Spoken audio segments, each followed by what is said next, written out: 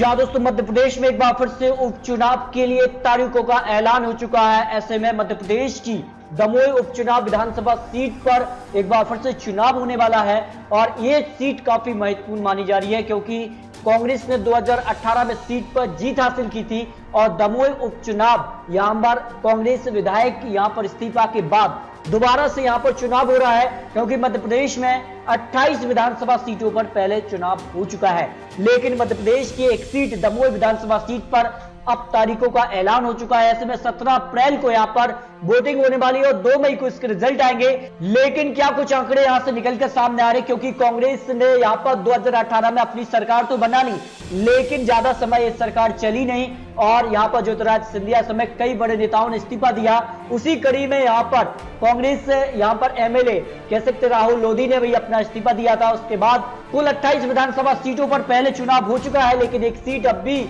यहां पर दमोई विधानसभा सीट पर अब उपचुनाव हो रहा है। ऐसे में क्या जो 2018 में यहां पर कांग्रेस को जीत मिली थी यहां पर, तो क्या 2021 में उपचुनाव के लिए क्या एक बार फिर से कांग्रेस जीत पाएगी या नहीं, क्योंकि 28 सीटों पर जो रिजल्ट थे वो कहीं ना कहीं कांग्रेस को चिंता में डाली हुए थे, क्योंकि 28 विधानसभा सीटों पर जो उपचुनाव था वो कहीं ना कहीं कांग्रेस और बीजेपी में कांटे की यहां पर लड़ाई मानी जा रही, क्योंकि ज्योतिरादित्य सिंधिया कांग्रेस से बीजेपी में आए थे और उनके साथ कई बड़े नेता भी ज्वाइन किए थे। इस कारण से यहां पर उपचुनाव था, उपचुनाव में बीजेपी को बड़ी जीत मिली थी और 19 सीटों पर बीजेपी ने यहां पर जीत हासिल की थी और कांग्रेस को सिर्फ 9 सीटों पर, क्योंकि बीजेपी ने उन्हीं उम्मीदवारों को अपना उम्मीदवार बनाया था जो कांग्रेस निकलकर बीजेपी में शामिल हुए थे। ऐसे में दमोई उपचुनाव के लिए भी यहां पर बड़ा उलटफेर हो रहा है और दमोई उपचुनाव से पहले कांग्रेस को लगातार झटके पर झटका लग जा रहा है, क्योंकि दमोई से राहुल लोधी पहले ही इस्तीफा दे चुके हैं। ऐसे में उनके साथ अब और भी बड़े नेता यहां पर बीजेपी में शामिल हो रहे हैं और नायक के साथ 25 और कांग्रेस नेता बीजेपी में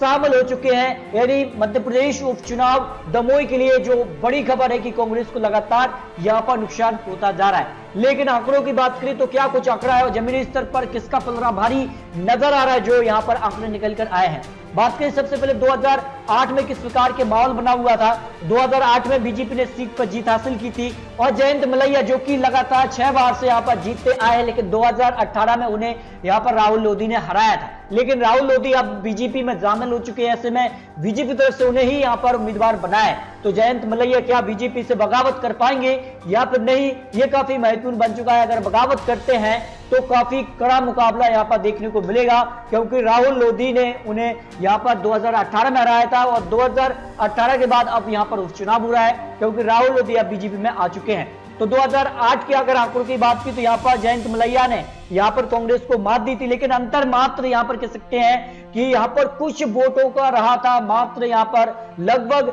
यहां पर कह सकते हैं 100 वोटों के अंतर से यहां पर बीजेपी को जीत मिली थी। वहीं 2013 की आंकड़ों की बात की तो 13 में भी यहां पर बीजेपी सरकार थी और यहां पर बात की तो जयंत मलैया यहां पर भी जीते थे, लेकिन 72,534 इनको वोट कुल मिले थे, जबकि कांग्रेस को यहां पर 67,581 यहां पर वोट मिले थे। वहीं 2018 के आंकड़ों की बात करें तो यहां पर भी बिल्कुल कांटे का मुकाबला रहा था और यहां पर बात करें तो यहां पर 78,997 वोट यहां पर कांग्रेस के राहुल लोधी को मिले थे, जबकि बीजेपी के जयंत मलैया को यहां पर 78,199 यानी करीब 700 वोटों के अंतर से यहां पर जीत और हार का फैसला हुआ था। यानी 2008 में भी यहां पर लगभग 100 वोटों के अंतर से जीत और हार का फैसला हुआ था और यहां पर बात की तो 2013 में भी यहां पर बिल्कुल कांटे का मुकाबला था और 2018 की आंकड़ों की बात की तो कांग्रेस और बीजेपी में यहां पर भी बिल्कुल कांटे का मुकाबला देखने को मिला था, लेकिन राहुल लोधी ने यहां पर बाजी मारी थी और जयंत मलैया जो लगातार 6 बार से यहां पर जीतते आ रहे थे उनको यहां पर हार का सामना करना पड़ा था। तो मध्य प्रदेश उपचुनाव को लेकर आपको कुछ महत्वपूर्ण आंकड़े दिए हैं, लेकिन इतिहास कहता है कि जो भी सत्ता में होता है